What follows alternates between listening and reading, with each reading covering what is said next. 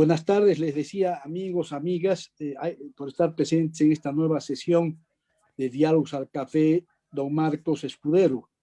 Como ya Roberto en reiteradas veces comentó, Marcos Escudero fue un ciudadano, un sacerdote de muchas actividades, entre otras la de la lucha por independencia, y que firmó el acta de constitución, y además con una trayectoria muy humilde. Ha sido canciller de la Universidad Mayor de San Simón y un hombre influyente, pero no ha sido rescatado, y nosotros queremos identificarnos con él y su ideal democrático e independentista. Esta noche vamos a tratar el tema de la Asamblea Constituyente en Chile, país con el que estamos muy unidos, pero al mismo tiempo tenemos una relación muy siempre tensa y que nos interesa conocer y que muchos queremos y creemos que podríamos ser complementarios si superamos viejas visiones. Esta vez hemos invitado a don Patricio Navia y Ernesto Tone. Patricio, que ya está acá, es politólogo con estudios en Chicago y doctorado para la Universidad de Nueva York, donde actualmente enseña la Cátedra de Estudios Liberales. Es un destacado columnista y panelista en medios de comunicación como La Tercera, ¿Qué pasa?, CNN y Chilevisión. Además, tiene publicados muchos libros, entre los que destaca Las Grandes Alamedas, El Chile post-Pinochet, que estuvo varias semanas entre los libros de no ficción de más ventas en ese país. Además, es un tuitero muy activo, seguido en Chile. Bienvenido, Patricio.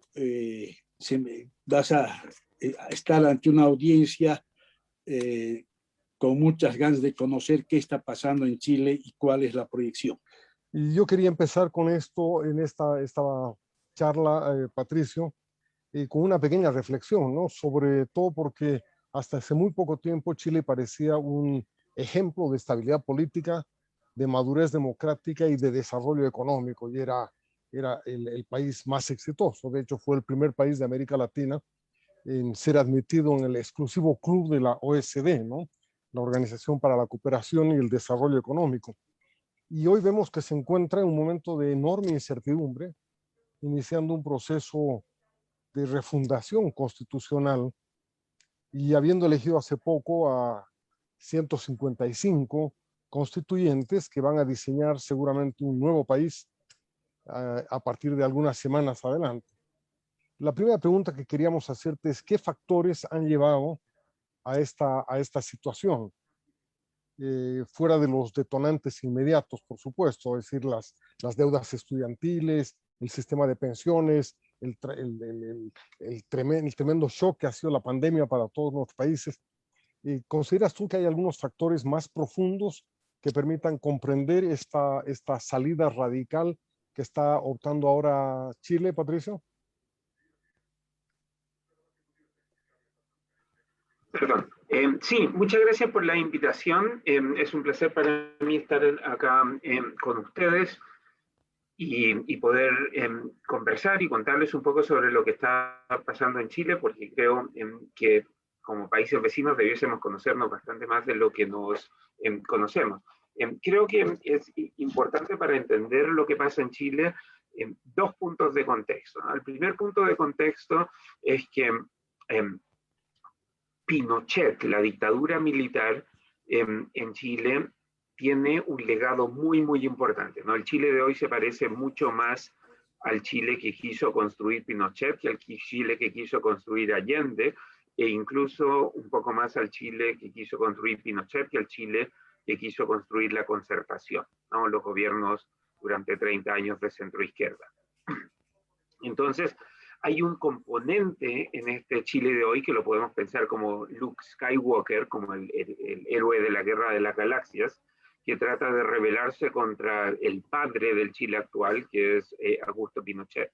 Entonces, la Constitución del 80, ahora que Pinochet ya está muerto, se ha convertido como en el símbolo de Pinochet, y matar la Constitución en cierto modo equivale a poder finalmente juzgar a Pinochet, algo que no pasó cuando Pinochet estaba vivo. Entonces hay un componente ahí importante de querer terminar con la Constitución de Pinochet por el origen no democrático de esta constitución. Entonces hay una cuestión simbólica importante que creo que hay que tener muy en cuenta para entender por qué se culpa a la constitución de Pinochet de tantas cosas que en general no tienen mucho que ver con la constitución. De hecho, y aquí va el segundo punto, las demandas de los chilenos, particularmente aquellas asociadas al estallido social de 2019, tienen mucho más que ver con cuestiones de gasto público, de gasto social, que con el contenido de la Constitución. La campaña para el proceso constituyente fue una campaña no de refundación de la nación o de las instituciones, sino una campaña de derechos sociales. Las encuestas nos muestran que la principal preocupación de los chilenos en la campaña y el gran tema de los candidatos y candidatas en la campaña fue los derechos sociales, terminar con las AFP, una pensión pública, un sistema de pensión público, el derecho al agua, un montón de cuestiones que tienen que ver más con cuestiones sociales de gasto público que con el diseño institucional de la República. El reconocimiento de los pueblos indígenas puede haber sido una excepción, pero de nuevo, eso apunta a un artículo y no al contenido mismo de la Constitución. Entonces, casi como en el cuento aquel de Pierre Menard reescribe el Quijote, de Jorge Luis Borges, los chilenos querían a lo mejor escribir una constitución muy parecida a la anterior, pero que no fuera la constitución de Pinochet, porque el problema de la constitución de Pinochet no es tanto el contenido, sino que el hecho de que es la constitución de Pinochet. Entonces me parece que estos dos elementos de contexto son claves para entender por qué este rechazo a la constitución de Pinochet, porque es el origen ilegítimo de esta constitución. O sea, la constitución de Pinochet es casi como pensar en la casa que construyó el padre abusador y que mató a alguno de los niños, ¿no? Entonces, ahora los otros, los hijos que sobrevivieron, se encuentran con esta casa y la casa les trae malos recuerdos. Si quieren botar la casa, no porque la casa necesariamente sea mala, sino porque pues, trae los recuerdos del padre abusador que mató a algunos de tus hermanos. Y eso también explica por qué estas demandas por derechos sociales, por ajustar el modelo, por cambiar incluso el modelo, se asocian con tanta fuerza a la Constitución. Entonces, estas dos cosas explican por qué Chile está donde está. Porque después de todo, el país había experimentado sus 30 mejores años y los niveles de pobreza estaban en un mínimo histórico, hablemos antes de la pandemia, a comienzos de 2019, los niveles de desigualdad estaban también en un mínimo histórico, Chile siempre fue desigual, pero ahora era menos desigual de lo que había sido históricamente, la democracia se había consolidado, había un sistema político que había evolucionado sustancialmente desde el fin de la dictadura, la Constitución había sido reformada 45 veces, incluida un set de reformas muy importantes en 2005, en las que por cierto participó Ernesto Tone, que debería entrar en unos minutos, y por lo tanto, argumentar que Chile estaba igual que hace 30 años o peor, pues no tiene ningún sentido. El país era más democrático, habíamos avanzado significativamente en consolidación democrática,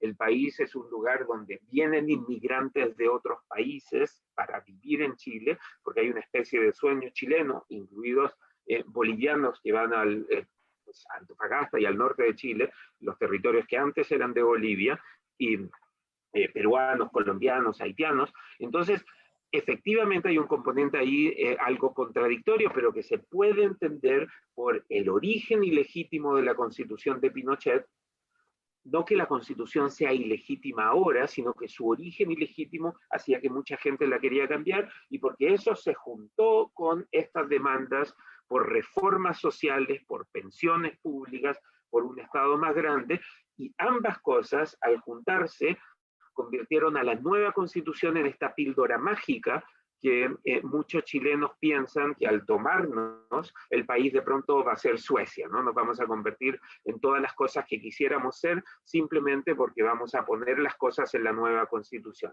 Y los chilenos, y termino mis primeros comentarios con esto, en general están pensando en cómo Chile puede ser Suecia. cuando alguien dice, mira, las experiencias constitucionales en Bolivia, en Ecuador, en Venezuela, no funcionaron muy bien, los chilenos dicen, pero no me ofendas, yo no soy Bolivia. Y si tú le dices, bueno, la experiencia constitucional en Colombia y en Brasil, que son tal vez los casos exitosos de experiencia constitucional en América Latina, tampoco funcionaron muy bien porque terminaron con constituciones excesivamente largas. La de Brasil tiene 70.000 palabras y la de Colombia es larguísima también y tiene muchas contradicciones. Los chilenos te dicen, no, pues nosotros no vamos a ser Colombia o Brasil, nosotros somos Finlandia. Entonces hay una expectativa muy alta de que la Constitución va a ser esta píldora mágica que de pronto convierta a Chile en un país promedio OSD, sin entender que pues, nuestros niveles de desigualdad son más altos, no producimos lo mismo que producen todos los países OSD, no estamos al lado de Alemania para que el Bundesbank nos controle y nos discipline, y en general no tenemos el capital social ni el capital humano que se necesita para crecer mucho más rápido de lo que Chile ha venido creciendo. Después de todo, seguimos dependiendo mucho del cobre, mucho más que lo que los países OSD dependen de sus materias primas. ¿Tú crees que entonces la falta de un proceso de luto, digamos, sobre la dictadura de Pinochet es uno de los factores explicativos más fuertes de esto? Pero también ha habido un rechazo a los partidos no pinochetistas acá, ¿no? O sea, si uno ve el resultado de las elecciones de hace unas semanas, todo el sistema de partidos tradicional ha quedado muy, muy maltrecho, ¿no? ¿Cómo se interpretan esos resultados? ¿Es parte de esta rebeldía juvenil que parece haber atrapado el sentimiento chileno? No, yo creo que el rechazo a los partidos es un fenómeno que ocurre más allá de Chile, en toda América Latina también y en varios otros países del mundo. Entonces, eso efectivamente está pasando. Hay otras cosas que pasan en todos los países del mundo, ¿no? La fuerza de las redes sociales, el rechazo a los partidos tradicionales, el efecto de la pandemia, esas son dinámicas propias de varios países, no solo de Chile. Entonces, pues sí, podemos discutir por qué pasa eso, aunque mi posición ahí es muy clara, ¿no? No podemos hablar de la crisis de legitimidad de la democracia, pues porque este rechazo, esta caída en la identificación partidista ya lleva más o menos 30 años. Entonces, esto de decir estamos en una crisis de la legitimidad de la democracia, pues no.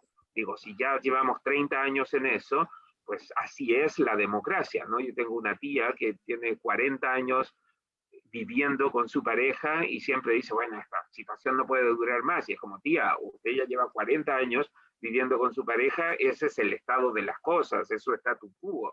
No es que estemos en una crisis. Pues si ya duró varios años, no es crisis, es una cuestión permanente. Esa analogía creo nos resulta familiar a muchos, muy, muy común. Me pregunto también si podías comentarnos algo más sobre los temas que van a estar, a los que hay que prestar atención cuando empiece a desarrollarse la asamblea. Ya has mencionado el tema de los derechos sociales, pero ¿hay algunos otros temas que tú crees que puedan estar en juego en la constituyente, que tengan una calidad como para dinamizar, polarizar otra vez a la opinión pública? Pues yo creo que hay unos riesgos con el proceso constituyente porque, de nuevo, estamos vendiendo la Constitución como esta píldora mágica que nos va a dar la tierra prometida.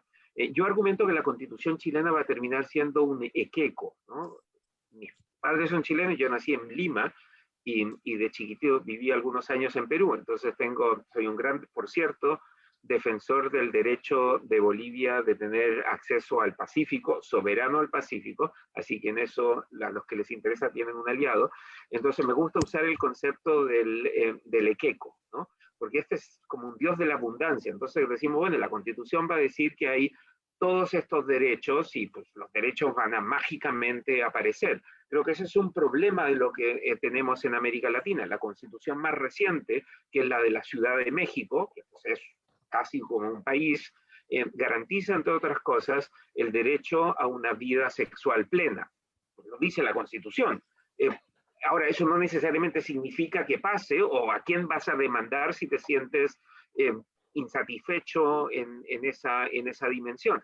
Pero las constituciones de América Latina tienden a ser estas constituciones maximalistas, como decía Carlos Fuentes, describen mucho más el país que queremos que el país que tenemos. Y generan, por cierto, un Estado bastante grande, ¿no? Lo que Octavio Paz llamaba el ogro filantrópico, que es alguien que quiere hacer el bien, pero crece tanto que termina ahogando a la economía. En Chile la discusión se basó mucho en una condición del acuerdo de noviembre del 2019 que establece que para que pasen las reglas de la Constitución, o sea, ahora que la Convención Constitucional comienza a sesionar, tiene que votar sus reglas por una mayoría de 2/3. O sea, 1/3 de la Convención podría bloquear a la mayoría de 2/3. Por eso que se hablaba tanto de si la derecha iba a lograr 1/3 para tener ese poder de veto sobre el contenido de las reglas y eventualmente sobre el contenido de la propia Constitución. Ahora la derecha ya no tiene ese poder de veto, pero existe todavía la regla de los 2/3 para aprobar las reglas del funcionamiento de la Constitución.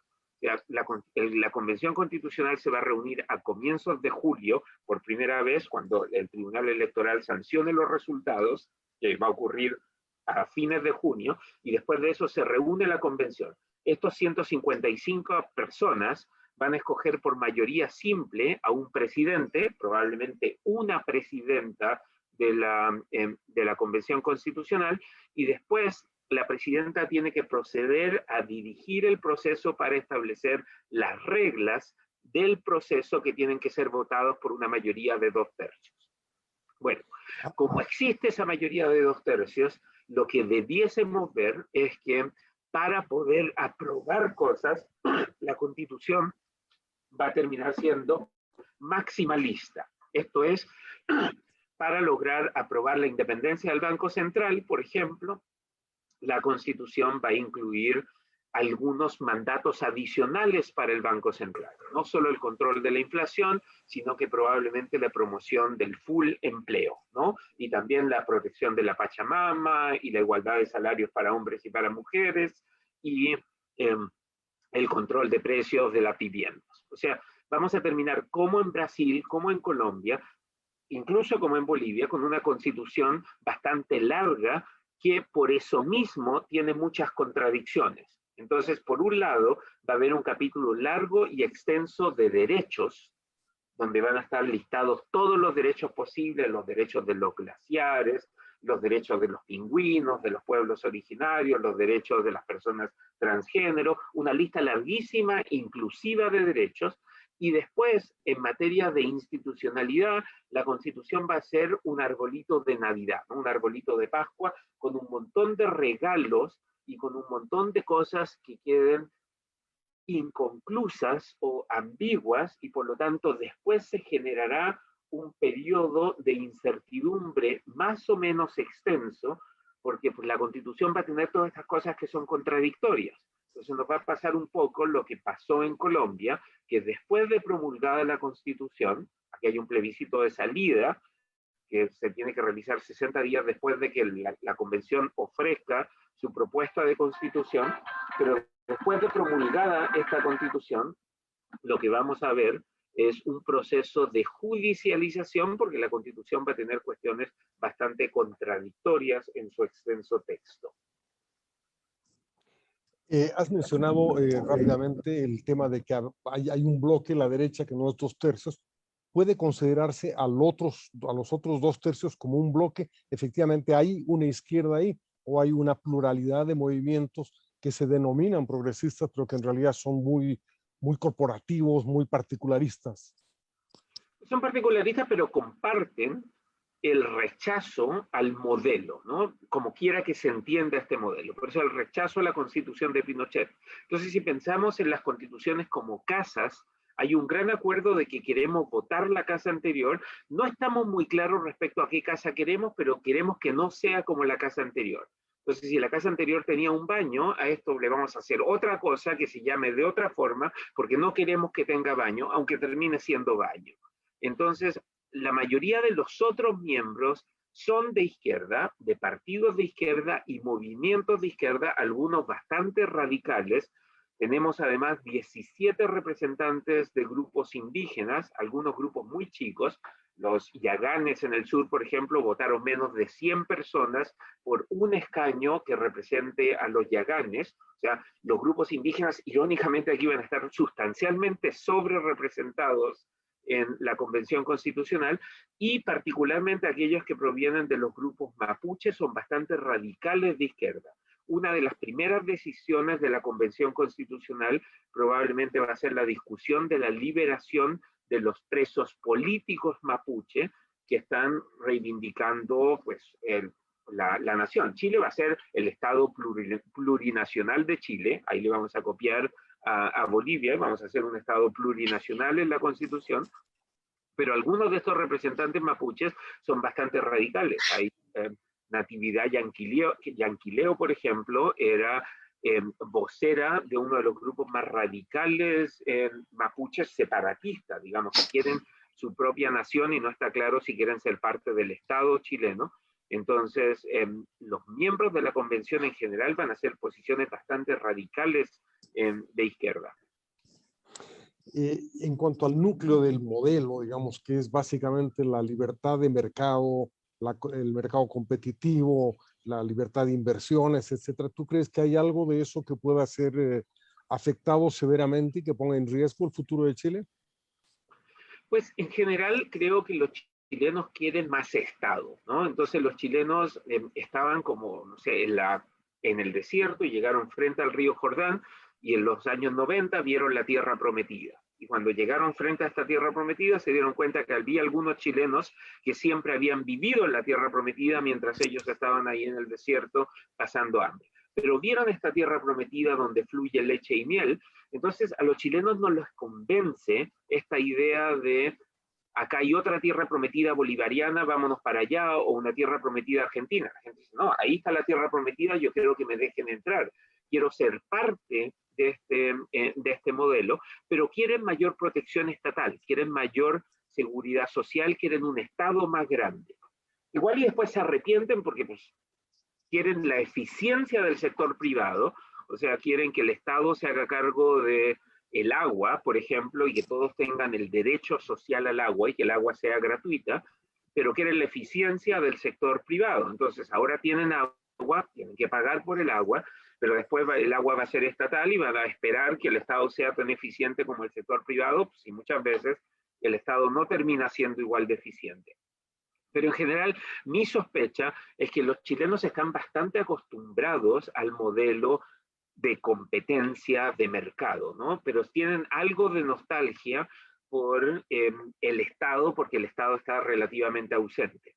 Entonces, hay algo de lo que le pasa a las personas de, no sé, 50 o 45 años cuando deciden que se quieren divorciar, ¿no? Entonces se quieren divorciar y lo primero que hacen es se conectan por redes sociales con la novia que tuvieron cuando tenían 20 y dicen, ya voy a volver con esta novia porque pues, es mucho mejor que lo que tengo ahora, y después de un año de estar con esa novia se dan cuenta pues, que ellos están más viejos, que su pareja está más vieja y que en realidad ya se habían acostumbrado a vivir con la señora anterior, si vuelven y se acabó esta pequeña aventura.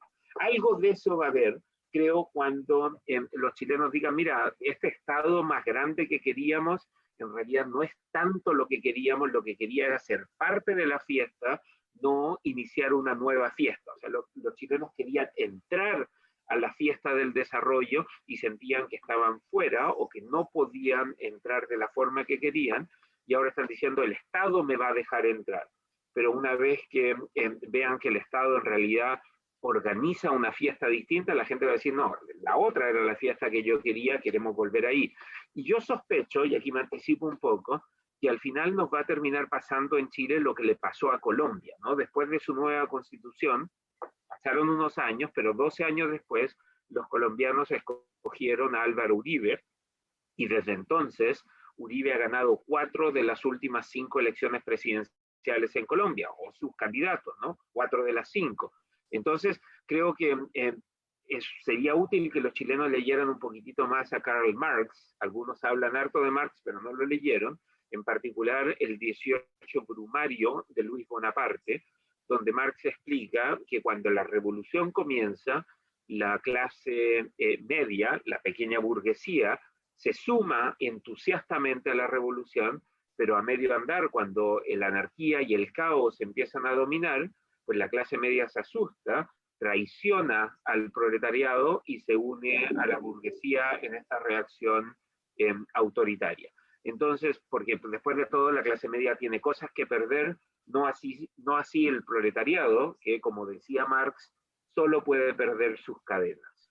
Entonces, me da la impresión de que al final los chilenos van a decir, mira, el Chile que teníamos antes no era tan malo, es una especie de Make Chile Great Again, y vamos a tener una reacción un poquitito más de decir, bueno, queremos volver al mercado porque el mercado también tenía sus ventajas, pero ahora el gran mensaje es que queremos un Estado más grande, queremos un Estado social de derechos que garantice la igualdad.